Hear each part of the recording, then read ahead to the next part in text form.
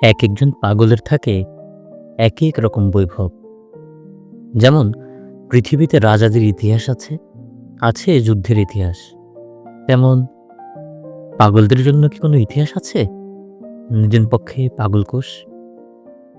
এই যেমন আমার মায়ের আপন চাচা ঝরু মণ্ডল ডিগ্রি পরীক্ষা দিয়ে বাড়ি ফিরতে ফিরতে কামারজানির উপর পাগল হয়ে যান তিনি। একদিন সূর্যাস্তের পাশে দেখা গেল ঝরু মণ্ডল চুপচাপ বসে আছেন, হাতে পায়ে শেকল। তখন কি ভাবছিলেন তিনি? তার আত্মার চারপাশে ম ম করে প্রজাপতি উঠছিল হয়তো। বৃষ্টির ফোঁটার দিকে তাকিয়ে ঝরুমণ্ডল বলেছিলেন, প্রজাপতিরা পাখা নাড়ালেই ঝমঝম করে বৃষ্টি আসে পৃথিবীতে। আর একজন সালেহা বেগম পায়ে নুপুর পরে হেঁটে যায় ঠান্ডা বাতাসের দিকে।